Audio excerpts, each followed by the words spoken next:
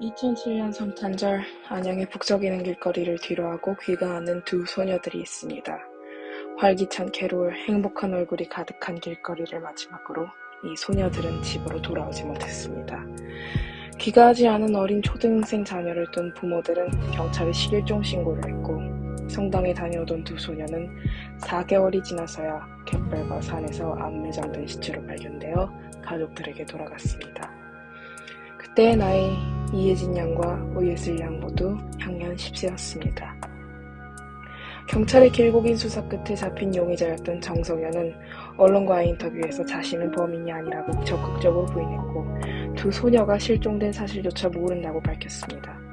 하지만 이튿날 그가 빌렸던 렌터카에서 이 양의 DNA가 검출되었습니다.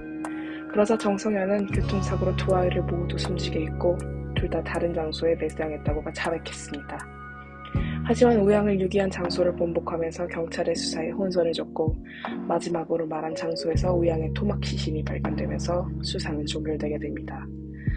정성현은 본드를 판 상태에서 두 아이를 납치했고, 성추행과 성폭행을 시도하던 과정에 아이들의 반항이 심해지자 이들을 살해해 죽였다고 밝혔습니다. 그런데 왜 이렇게 두 아이를 잔인하게 살해한 정성현을 검거하기까지, 또 두 아이가 싸늘한 주검으로 부모들에게 돌아오기까지 장장 4개월이란 시간이 걸렸을까? 우리는 그 답을 경찰에게서 찾아야 합니다. 한 경찰은 언론과의 인터뷰에서 부실 수사한 경찰을 혜진이와 예슬이가 도운 겁니다. 너무너무 부끄럽습니다. 라 밝혔습니다. 경찰은 실종 초기 단계부터 정성현을 용의자 리스트에 올렸지만 정 씨의 행적도 확인하지 않고 그의 말만 믿고 그를 수사에서 배제했다는 것입니다. 담당 검사는 이런 드라마 같은 수사가 어디 있냐고 비판하기도 했답니다. 이렇듯 경찰의 부실 수사는 우양과 이양의 귀환을 늦췄고 범인에게 우월감을 갖게 했다는 게 전문가들의 주장입니다. 이런 우월감을 또 드러나는 부분이 있습니다. 바로 범인의 태도입니다. 2008년 정성현은 검거된 후부터 경찰에게 거짓 증언을 하고 발뺌을 하는 등 태도를 쭉 지켜왔습니다.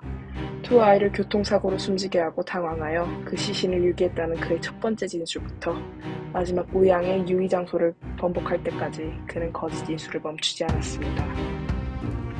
심지어 아이들 납치라 표현한 언론사를 고소했고, 2017년 자신을 살인마라 표현했던 기자를 명예훼손으로 고소해 대중의 비난을 받았던 정성현. 그는 현재 2009년 대법원에서 사형 선고받고 교도소에서 생을 이어나가고 있는 중입니다. 이 사건 이후 초등생의 휴대폰 복용률이 급증했고, 그해 치룬 국회의원 선거에서는 아동안전에 관한 공약을 앞세운 후보가 당선되는 일이 빈번했습니다. 사건이 발생되고 15년이 지난 지금 굳이 사람들에게서 잊힌 이 사건을 들추는 이유는 경찰의 부실 수사, 정성현의 뻔뻔한 태도만 있는 것은 아닙니다. 갯벌에 안매 장는 토막 시신으로 발견된 우양의 시신은 여러 곳에 흩어져 있었습니다. 정성현은 이 양의 시신 중 몸통 부분을 시화호에 유기했다고 진술했지만 끝내 사건이 종결될 때까지, 그리고 지금까지도 우양의 시신 중 몸통 부분은 찾지 못했습니다. 우양의 부모는 시화호에 물을 다 퍼서라도 예슬이의 몸을 찾고 싶다며 울부짖었고, 그들의 외침은 끝내 하늘에 닿지 못했습니다. 이 양의 아버지는 실직을 했고 술로 하루하루를 보내다 사건 발생 6년 후 끝내 스스로 목숨을 끊었습니다. 이 가족에게 위로금으로 주어진 돈 1,000만 원. 실직 상태였던 아버지 대신 가족을 부양하기에는 너무 적은 돈이었습니다.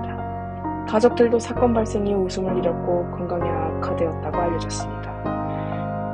우양의 유족은 우양과 돌림자가 같았던 언니도 개명을 했고, 알던 이들과 연락을 끊고 잠적해 사회와 단절된 상태로 지금까지도 행방을 알지 못합니다. 2007년의 크리스마스, 두 가족에게는 악몽이 되어 1년에 한 번 돌아오는 그 기쁨의 날을 두려워하며 15년을 지냈고, 앞으로도 상처가 될 겁니다.